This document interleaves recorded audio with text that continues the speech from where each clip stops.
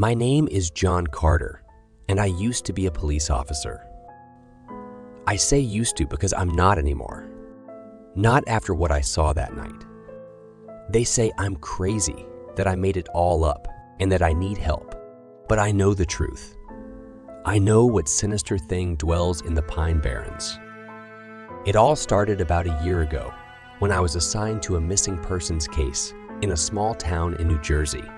The town was called Pine Barrens, and it was the kind of town that made you want to leave the first chance you got. It was run down and isolated, and the townsfolk weren't the kindest to outsiders. They were unfriendly and very secretive, often telling me to leave or outright ignoring me altogether. In hindsight, I should have taken the hint and left, but the cop in me wouldn't allow it. My instincts told me that something was off about that place, and sure enough, I found the reason. But first, my reason for being there. The case I was investigating involved a young couple who had gone camping in the woods and never came back. Their car was found abandoned near a trailhead, but there was no sign of them or their belongings. The local police had searched the area but found nothing. With no new evidence, they gave up and called it a wild animal attack. But I wasn't convinced. Some things didn't add up. I decided to dig deeper and see if I could find any clues that they had missed. I interviewed the locals. Well, the ones that spoke to me anyway. I checked various town records and followed every lead I could find. It was a lot of work, but sure enough, it paid off. I discovered that the couple was not the first to disappear in the Pine Barrens. There had been others over the years. Quite a few, in fact, that I'm surprised it never made national news.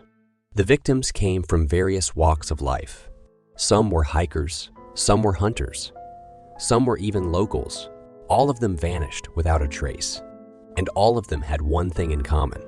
They had been seen near a certain area of the woods where a rumored cult had their headquarters. The cult called themselves the Children of the Diaboli, and they claimed to be the descendants of Mother Leeds, the woman who gave birth to the Jersey Devil, some goat creature myth from 1735 that had a face only a mother could love. They worshipped the creature as their god and performed rituals and sacrifices in its name. Their grasp on the town ran deep, and initially, I thought that the townsfolk supported them. It turned out to be quite the opposite. They wanted nothing to do with the cult, but with them being so isolated, it was easy for the cult to control them through fear. Sadly, none of the townsfolk knew what they were up to, or what they had to do with the missing people, and they wouldn't dare pry lest the same happened to them. But I was determined to find out. With all my leads hitting a dead end, I proceeded to make the biggest mistake of my life and attempted to infiltrate the cult to see what they were hiding. I posed as a curious outsider who wanted to join their cause. I contacted one of their members and arranged a meeting. He told me to meet him at a gas station and to bring a blindfold. He said he would take me to their camp, where I would be tested. I agreed and prepared myself for the worst. The gas station was deserted, except for a rusty pickup truck parked near the pumps. I got out of my car and looked around, feeling nervous and uneasy. I saw a man leaning against the truck, smoking a cigarette. He was wearing a leather jacket, jeans, and boots. He had long, greasy hair, a scruffy beard, and a tattoo of a pentagram on his neck. He looked like a typical biker, but I knew he was one of them. After all, we were the only two people here. He saw me and waved. I walked towards him, trying to act like I was cult material. As I did so, he threw his cigarette on the ground and showed what I thought was a smile. Honestly, I couldn't tell. I was trying not to trip and look like a fool. "Hey, you must be the new guy." "I'm Jake. Nice to meet you," he said in a surprisingly polite manner as he extended his hand. I shook it and felt a cold sweat on my palm. "Hi, I'm Mike." "No problem, man. We're always happy to welcome new members. You ready to go?" I nodded and put on the blindfold that I brought with me. We got into the truck and drove away. We drove for what seemed like an eternity, and I had no idea where we were going. I could only hear the sound of the truck and Jake's occasional comments. He asked me some questions, like where I was from, what I did for a living, and why I wanted to join the cult. I lied, of course. I told him I was from out of state, that I was a freelance writer, and that I was interested in the legend of the Jersey Devil. I said I had read about their cult online, and that I was impressed by their devotion and their beliefs. I wanted to learn more and to be part of something bigger than myself. Yes, I know any person with half a brain cell could see through my bullshit of a story, but Jake seemed to buy it. He praised me for my curiosity and my courage and told me I had made the right choice. He said the cult was like a family and that they would take good care of me. They had a lot to teach me and a lot to show me. I was about to witness something amazing, something that would change my life forever. He sounded excited and crazy. I felt queasy, but also a bit curious as he said those things. Seeing the nervous face I was making caused him to chuckle quite a bit, leading him to reassure me that I would fit in just fine. After a while, Jake stopped the truck and told me to get out. He took off my blindfold, and I blinked. I saw that we were in a clearing surrounded by trees. There was a large wooden cabin in the middle with a sign that read, "Welcome to the Children of the Diaboli." There were several other vehicles parked outside, and some people milling around. They all looked like Jake, with leather jackets, jeans, boots, and tattoos. They noticed our arrival and greeted us warmly. They hugged Jake and surprisingly welcomed me with open arms. One member even said that a special ceremony was prepared, and I was the guest of honor.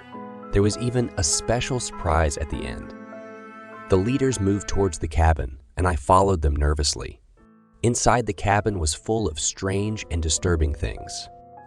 There were candles, skulls, bones, knives, a lot of blood, and symbols all over the walls. Even the ceiling was covered. An assortment of strange books with unusual writings and jars filled with viscous liquids were sprinkled about the place. As we moved further in, I saw cages filled with dead animals and people chained to the wall. As I got close enough to see their faces, I realized that those were the missing people. They were alive, but barely. They were naked, bruised, and bloody. Some were mutilated, tortured, and experimented on. The poor souls were in such poor condition that they couldn't even gather the strength to ask for help.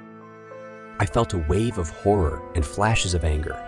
How could anyone treat another human being in such a manner? What the hell did I walk into? But I had to endure and ignore what I saw, for I had finally found the proof I was looking for. Unbeknownst to the cult members, I had been recording everything using my phone camera through a hole in my jacket. Now that I think about it, it's weird how they never searched me. But considering how everything ended that night, it wouldn't have mattered. Anyway, upon realizing I had gotten the proof, I instinctively reached for my phone. Seeing that motion, Jake grabbed my arm and twisted it. He snatched my phone and threw it away. He looked at me with a malicious grin and said, "Sorry, Mike, but no pictures. You're about to meet our God." Startled by the sudden turn of events, I tried to resist, but Jake was too strong. He dragged me to the very last room in the cabin, where a large pentagram was drawn on the floor. He threw me down and tied me to a wooden stake. He shouted something to the others, and they all gathered around me. Some started chanting, while others just watched with gleeful grins. One member even cursed me out, saying I was lucky, and that I should be grateful as I was about to witness the greatest miracle of all time, the summoning of their God.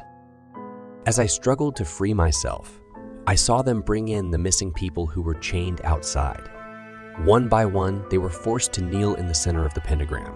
A few members equaling the number of persons kneeling moved behind them and without any hesitation, slit their throats. As I watched the bodies slump over, blood gushing out, I felt sick and terrified. Thinking I was next, I screamed, cursed, and pleaded. I begged them to let me go, to stop this madness, to have mercy. But who was I kidding? These people, if you could even call them that, were complete psychopaths. They ignored me and continue their ritual. They said it was almost time and that I should be ready. The moon started to turn red and the ground shook. It had begun. This Jersey Devil abomination they worshipped was about to rise and eat me. Worst case, take my soul to hell. Suddenly, the ground cracked open, releasing a roar so loud that the cabin shook. Gusts of wind blew as a dark shadow emerged from the fissure with such terrifying speed, bursting through the roof. It was the most horrifying thing I had ever seen. Illuminated by the crimson hue of a red moon, it looked like a cross between a horse and a bat, with a long snout, pointed ears, horns, wings, and a forked tail. It had red eyes that glowed fiercely and sharp teeth that dripped with saliva. Needless to say, it was huge, powerful, and terrifying. As it descended closer to the ground, it looked at me. I could tell that it was looking at me with a hungry grin and rushed towards me. It grabbed me, ripping me off the stake, and shot back up into the sky. The terror I felt can't be described in words. This was it. This is the end, I thought. I was going to die. Seeing the look of dread on my face, the creature once again grinned in delight. It started tossing me around like a child, playing with its food.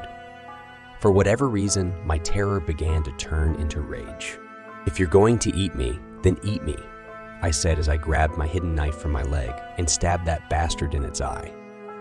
It let out a blood-curdling roar as I continued to force my knife deeper, eventually causing it enough pain to release me. I fell through the hole in the cabin roof and landed on top of Jake, hard knocking him out. As I slowly rose to my feet, I noticed the cult members were all rushing towards the back of the room in a state of confusion. I turned to see their god, writhing with pain, and one of the members desperately trying to remove the knife. Taking this chance, I grabbed the keys from Jake's pocket and made a mad dash for the truck. Luckily, it was still there, so I jumped in, started the engine, and drove away as fast as I could. As I left, I heard the creature's roar, followed by the screams of the cultists. I looked back and saw that the creature was not following me. It was too busy with the cult members, who were still inside the cabin. Their god was not happy with what transpired. The thing was angry, and it tore them apart one by one. It feasted on their flesh and took their souls. "Serves them right for what they did," I said with a smug grin. I felt a mix of relief and guilt. I had escaped, but at what cost? I had left behind the missing people, and in all of the commotion, there was no time to find my phone. I had been to a place where unspeakable evil was committed and witnessed a massacre. I had seen the Jersey Devil, a creature of pure myth. Hell, I even stabbed it and lived. But who would believe me? I contacted my colleagues and other authorities and told them what had happened. I told them where I was and where the cabin was. I told them about the missing people and the cult members. I told them about the Jersey Devil and the ritual. I told them everything. But they didn't believe me. They said I was crazy, and due to the stress of the job, I was hallucinating. I had gone rogue, deeming the cult members responsible for the missing people, and decided to be their judge, jury, and executioner. I was called a murderer, a lunatic, and a traitor. They arrested me and sent me here to Wendell Hope Mental Institution, where I have been ever since. Well, that's my story. I know you don't believe me, and I don't expect you to. No one ever did. They all thought I was crazy, that I had lost it, that I had made it all up. But I know better. I know that it's real, and I know that it's still in the Pine Barrens, lurking in the shadows, hunting in the night. I know that it wants revenge for its eye. I know that it knows that I'm here, in this hospital, in this room, in this room, in this bed. It knows that I'm alone, and it enjoys that. It knows that I have no one to help me, and there is no one to save me. There is no escape. I'm its prey. It's coming for me. And it's coming for me very soon. For more chilling stories, like and subscribe.